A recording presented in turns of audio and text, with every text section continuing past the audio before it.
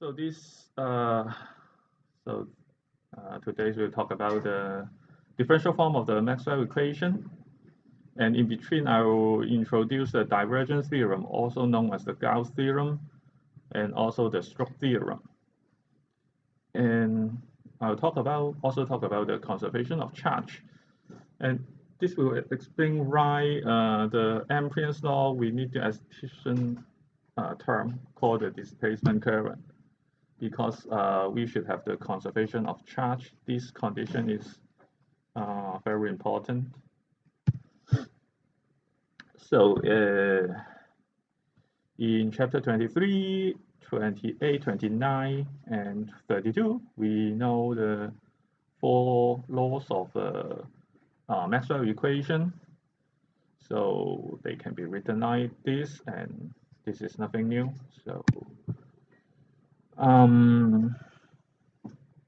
So in this case, we can rewrite the electric flux as an integral, and also we can write the electric flux as an integral also. So this is nothing special. I suppose you should have learned this definition for the electric flux and the magnetic flux. So it's just a simple substitution, nothing related to calculation. So actually, Faraday's law and Ampere's law can be rewritten like this and this. So the next step, we try to rewrite the charge, the enclosed charge, as a triple integral. And here, rho is the charge density distributed in the space. So we just need to do the triple integration over dV over a specific volume, actually enclosed by this Gaussian surface. So we just change Q enclosed into this term. So the triple integration of the charge density. And also here, for the I enclosed, we write it as the surface integral of the current density.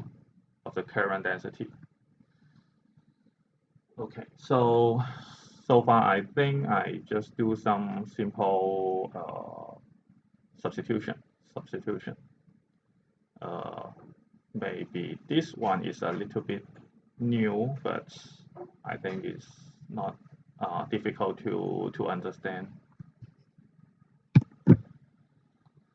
So our goal is to derive the differential form of the Maxwell equation.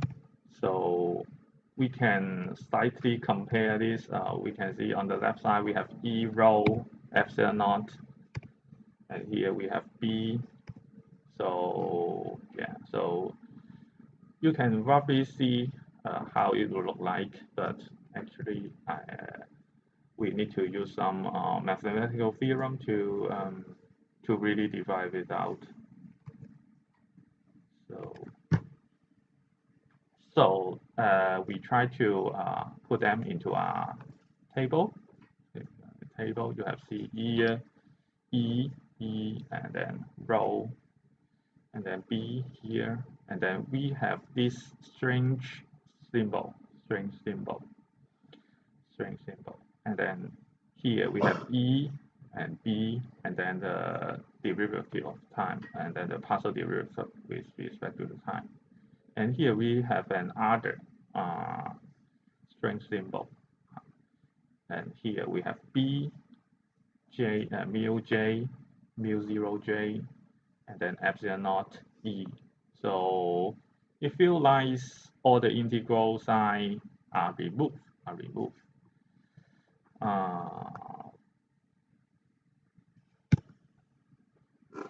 So here we try to define the gradient operator. Actually, the gradient operator is not new, you should have seen it in chapter 24, where we talk about uh,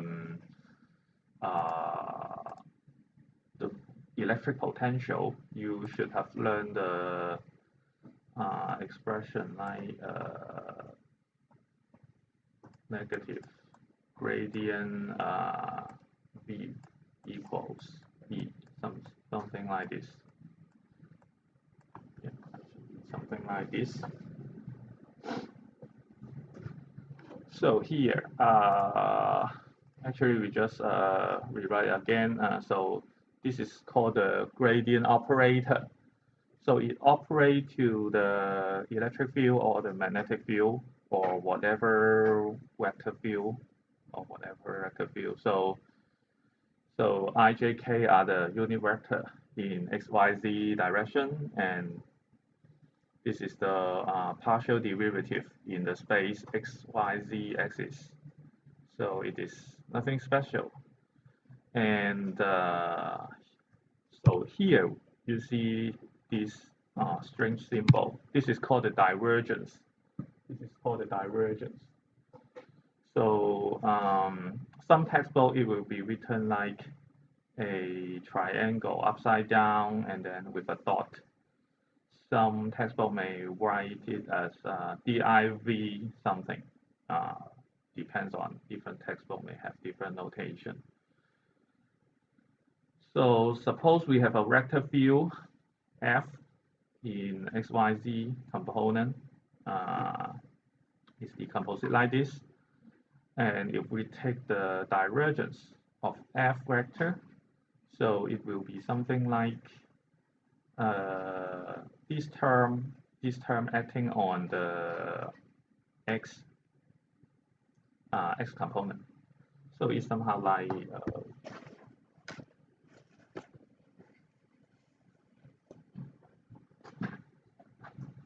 so as you can see, this one is so this one is partial x direction, partial y direction, partial z direction, and then this one is actually the inner product. So fx I direction, y j and z k, something like this. And suppose this is something like the inner product or the dot product. So you can regard this. This is the x component. This is the x component. So they somehow like multiply together, but this is a operator. So we just put them together. So for multiplication, we can swap the order, but actually this is an operator, so we cannot swap the order. And we can do the similar thing for the y component. So we have partial fy, partial y, and then partial fz, partial z. So this term. So inner product is easier. So we have divergence of a vector field to be like this in the Cartesian coordinate. So the physical meaning of the divergence is somehow like this. So suppose we have a divergence of f is larger than 0, which means that the vector field will something like flowing out from a point. Actually, divergence f is also a field, but a scalar field. Actually, a scalar field. We can calculate this out. It may be fx may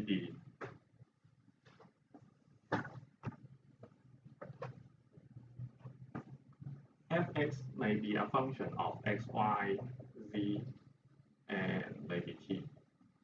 Maybe somehow like this. This is similar.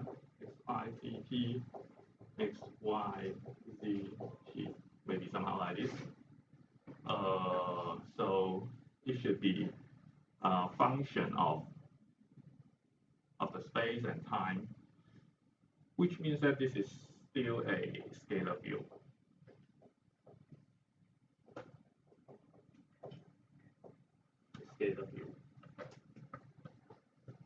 And you can just plug in a value, maybe x0, y0, z0, t0, something like this, and then you can determine whether it is larger than 0, smaller than 0, or equal to 0. So for a point, if it is larger than 0, which means that when you try to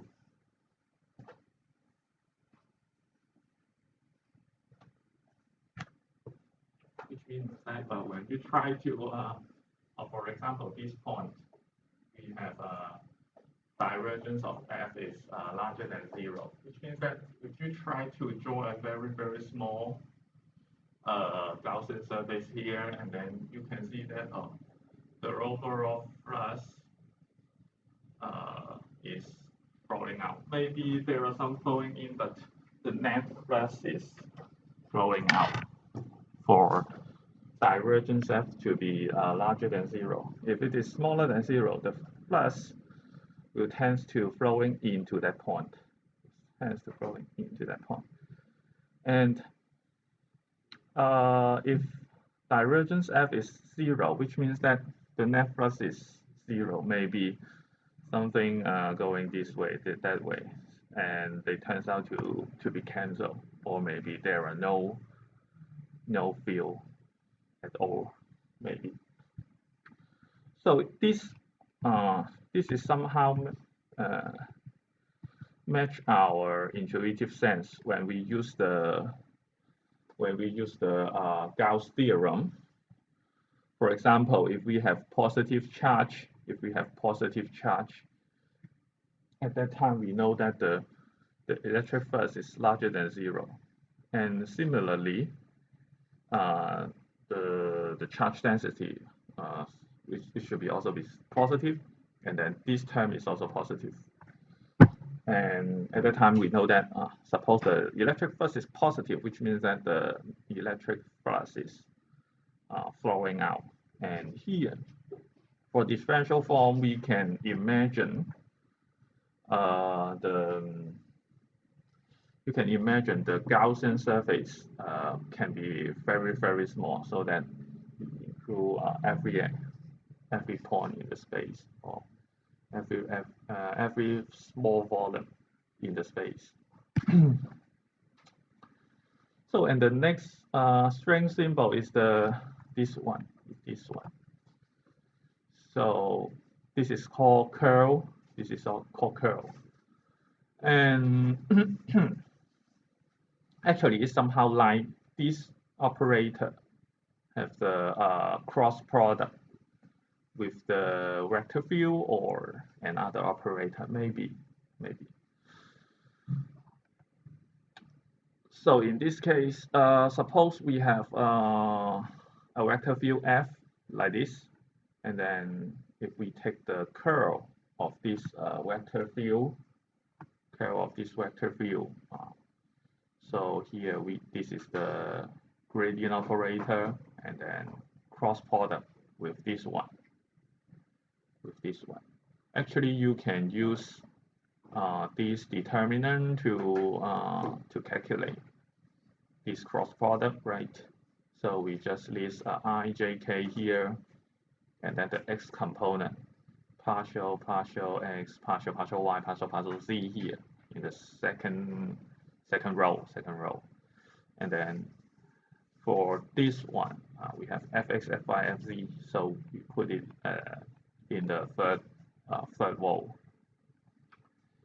So actually, we can just explain this determinant. So we have I partial y fz, so this term here, and then minus this term, and this term. So we have partial z fy, which is this term. So we have a negative sign because we calculate it in this direction. And then for y component, we have j partial z fx, so this term. And then we have j partial x fy, and then with a negative sign here. So for z component, we have k partial x fy, which is this term. And then we have k partial y fx with a negative sign. So we have here. So actually, this one is something like this. This is, of course, more complicated than the divergence.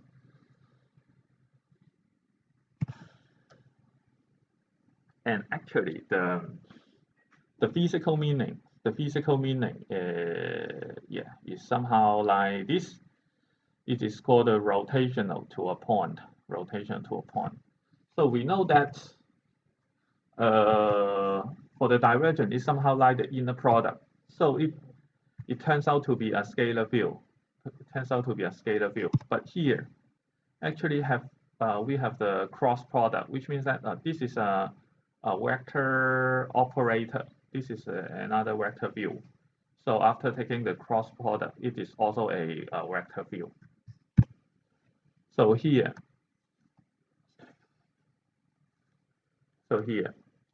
similar to that one, you can imagine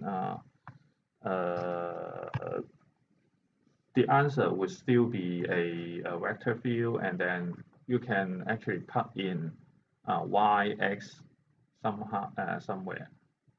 Maybe this is easier, so we don't have, it is not variant with respect to time, so it only relates to the space. So if we just plug in y and x for some value, maybe if we plug in x equals to 4, y equals to 0. So x equals to 4, y equal to 0. So this one is 0. This is minus 4j. So you can see here, this is minus 4j. So point to downward. And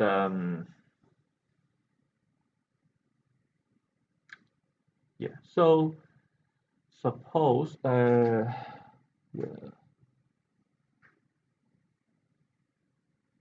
so this is the original field. And then if we just take the curl, so we use this expression to calculate the curl of f. We find that the answer will be negative 2k, because this is a y component. And then no, this is x component.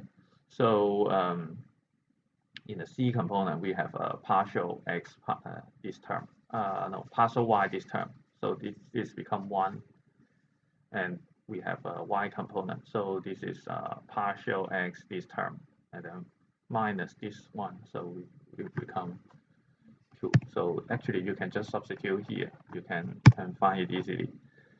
And we find that k, this is minus 2k, which is somehow like a constant vector, which means that this is the rotational axis. The negative z axis.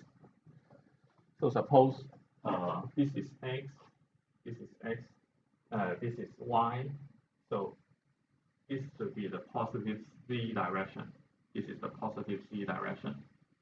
And this is rotating through the negative z direction, which means the rotational axis is into the page. And this follows the right-hand rule. So this is rotating clockwise.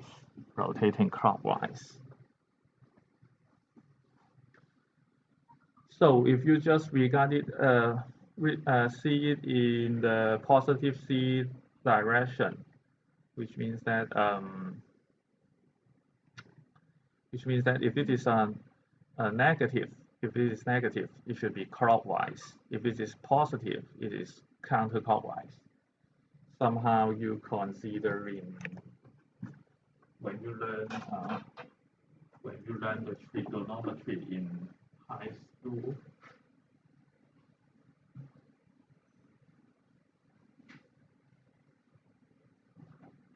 you usually consider the angle somehow like, yeah, this is positive, and this is a negative angle. This is a negative angle, somehow like that.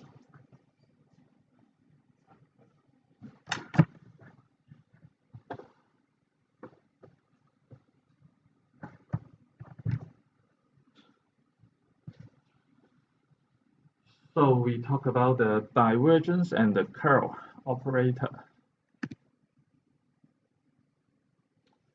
So in this case, we have some sense to talk about the divergence theorem. Divergence theorem. Yeah, actually, you can check the proof here if you have interest. If you don't have interest, you can just ignore it. And actually, the divergence theorem, also known as the Gauss theorem, which is something like this. Suppose we have a Gaussian surface, or the surface of the integral of a vector field over the boundary of the volume equals to the volume of the integral of the divergence of the vector field over that volume. So actually, this sentence is actually the same as this one, which means that actually for this volume, we can consider the divergence inside this volume, and then we take the triple integration within this volume, and then we can consider the surface integration, f dot dA across the boundary. 所以用中文来说的话，就是说你先求这个divergence， 在里面的话，整个体积的divergence， 然后做那个三重积分，你会得到右手边。那左手边的话就是类似 electric first 那样，就是那个算这个 vector field 的那个 surface integral 或者是 Gaussian integral。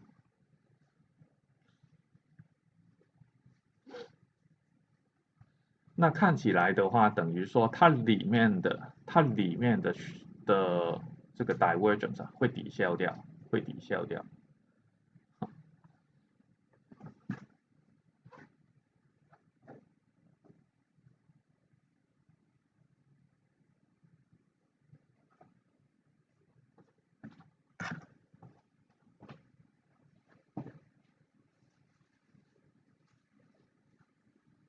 It's somehow like this.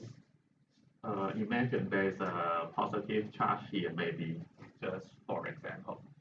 So you can imagine the E field is somehow like this. This is very simple. I think you should be able to understand as long as you have learned chapter 22. So the electric field somehow like this. So, and actually we know that when we consider the divergence, is somehow flowing out. So when we try to consider the charge flowing outside, this is flowing outside. Somehow this is flowing outside,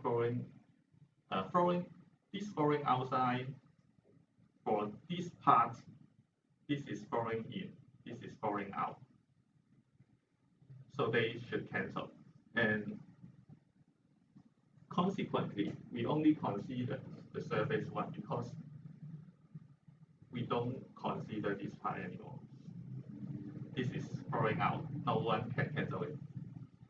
中文来说就是说，当你要考虑那个 divergence 的时候，中间的部分，哦，比如说有一个长长这样，那这个是流入的，这个是流出的。但其实你考虑的时候啊，他们会抵消掉，所以你考虑这个是divergence 的时候，哦，这个的旋度跟这个的这个的散度啊，divergence 是度啊，那这个的 divergence， 这个 divergence 哦，这个方向会跟这个的 divergence 引的方向是它们就会互相抵消掉，所以每一个的散度，它们就是进跟出就会互相抵消，但是在最表面的那一层啊，它出去就没有人跟它抵消，所以变成说，你算 divergence 里面整个积分里面全部都抵消掉，只剩下表面的那一层，就变成只剩下这一个。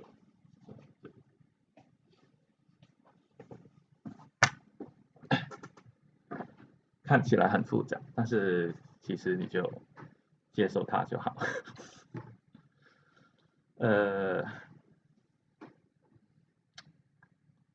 Yeah. And then another one is called the Stokes theorem. Stokes theorem. Actually, these two are also a form of the fundamental theorem of calculus. So in calculus class, you know that in single degree of freedom, we have suppose we have dx f equals small f, and we should have something like a f dx prime from a to x should be f of x, something like this. This is called the fundamental theorem. Fundamental theorem of calculus. 微积分基本定理。那这两个是在高维度的，就是在2维、3维空间里面的微积分基本定理。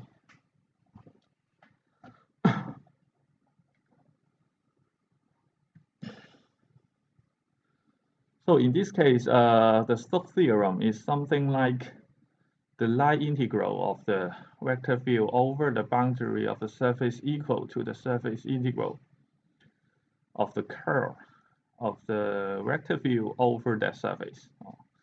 So actually it is something like this. And here we can consider an Ampere loop, maybe this one, and then a surface which is bounded by this contour, by this Ampere loop. And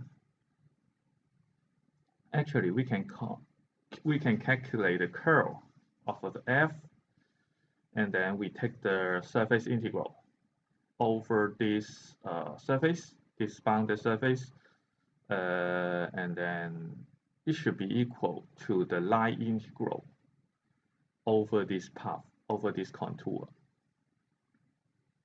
or over this Ampere loop. So this one is somehow similar to that.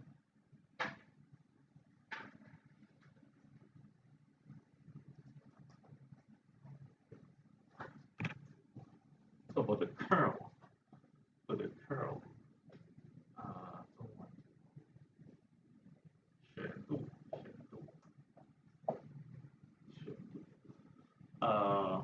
so suppose we have an Ampere loop like this, and then we can calculate we have a vector field f here. Maybe this is an E field or a magnetic field or whatever. So we can calculate the curl within this this area. So we should have something like this, something like this, something like this, something like this. So suppose this is positive, maybe there is a current going out of the block. So you can imagine, suppose here this is counterclockwise, this is another one counterclockwise. So then here they will cancel each other. They will cancel each other. This one is pointing to this side, this one pointing to that side. They will cancel. So similarly, all the inside part will cancel each other. All the cancel part will cancel each other. So if we make all the line integral over this contour, so the physical meaning is somehow like this. And actually, if you need to check the strict the legitimate mathematical proof, you can check this link. But actually, the simple interpretation is like this， 就是简单来说，就是你在中间那个面计算旋度的话，那中间的部分它就会互相抵消，因为它们如果像同一个方向旋转的话，那里面的跟外面的就刚好方向相反，那它们就会抵消掉。那最后的话就等于说最外面一圈没有任何的其他的小的旋度跟它抵消，所以最后我们就只是把最后一圈最外面的一圈的那个 integral 算起来加起来的话，所以就变成说旋度对于整个面积的积分的面积分等于那个 line integral， 所以看起来就是一个三重积分，我们透过旋度的话把它变成一个二重积分。这里的话等于说我们透过这个这里是透过散度，这里是透过旋度的话，把一个二重积分变成一个线积分，就是一个一维的一维的。So actually we can just here we have the Gauss law in the integration form, integral form. So actually we can use the divergence theorem. For the left side, we have the expression like this, and then we can substitute this one into here. And then, so we have this term here equals this term. Actually, we can just put epsilon naught into here because it's a constant. So actually, we can just put it in.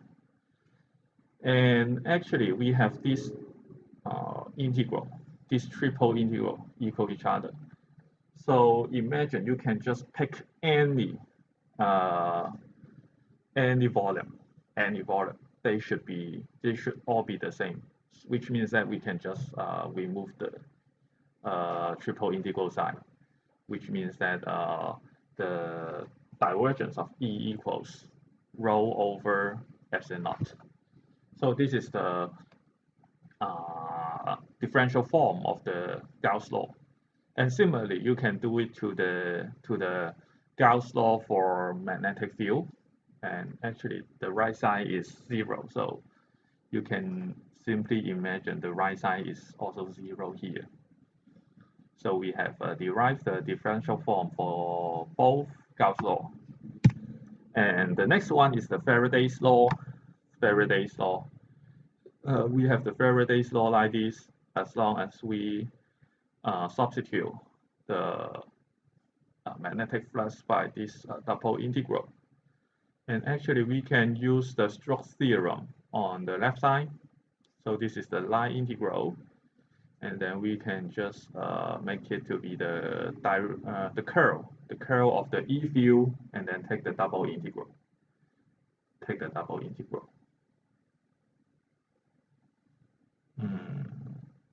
Yeah. So actually, so this one should be equals to this one. So it will be something like this term equals to this term. and then we can just put this derivative with respect to time inside this integral. And in this case, we need to make it to be partial derivative rather than a full derivative.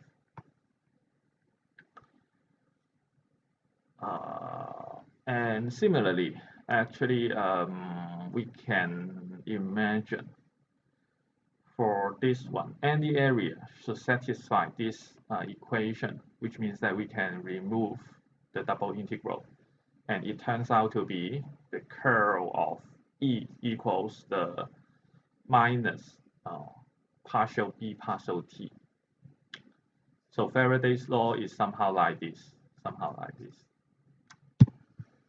So for Ampere's law, we have we have Ampere's law like this.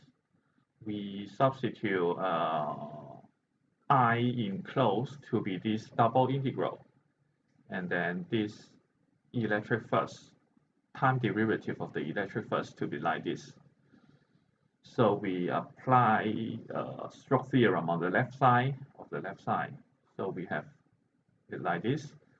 So this term equals is here, and then equals this stuff. And then we just put mu naught into here and here. So we have mu naught J plus this term. Also, we just put ddt into here. So it becomes partial E partial T. And similarly, we move the double integral sign. So finally, it turns out to be curl B equals to mu 0 times J plus epsilon naught partial E partial T. So this is the Ampere's law, the differential form of the Ampere's law. So finally, after using the divergence theorem and the Stokes theorem, we can derive the differential form of the Maxwell equations. So actually, it is related to the conservation of charge, 就是电荷守恒。电荷守恒是这个式子。The conservation of charge is somehow like this. It's like this. So so this term is the partial rho partial t, which means the rate of change of the charge density, the rate of change of the charge density, and then this is the gradient of the charge of the current density So they should be the same as long as there are some current going inside a volume, then the charge density should increase. Otherwise, if the charge density with respect to a volume decrease, then the charge density should also decrease. So it should satisfy an equation like this. And in this case, we can just write the current to be this one. Actually, a little bit different from what we have in the textbook. We have an additional minus sign for a closed surface. Which means that we consider a volume. And then we consider the current density for that volume. So if this is flowing out, this is positive, and we make it negative because it will be related to charge decrease. If there is something flowing out, it is charge decrease. So we imagine we make this minus sign here, and then we put this minus sign in, and then we use the divergence theorem. So this double integral will become a triple integral as long as we put the divergence for the j. So, and similarly for the q, for I, we can write it as dq dt. And q is actually the triple integral of the charge density. So we put the time derivative into this triple integral, so it becomes partial t for this triple integral, which means that I equals to this one, I also equals to this one. And in this case, these two should be the same. These two should be the same. So here we have this one to be here and this one to be here. And similarly, we can just remove the triple integral, and it turns out to be like this. So this is called the conservation of charge. And actually, we can take the divergence to the Ampere's law on both sides. So suppose you just ignore this part first, ignore this one first, ignore this one first. This is the Ampere's law. So after we take the divergence to the Ampere's law, so it becomes divergence of curl of B. And then we have divergence of J. We have divergence of E. So in this case, we have Ampere's law to be like this. And then for any vector field, if we take the curl and then take the divergence, all the vector fields will be zero. Which means that left-hand side should be zero. And actually, we know that for Gauss law, we have divergence of E is like this. So we can just plug in this one to there.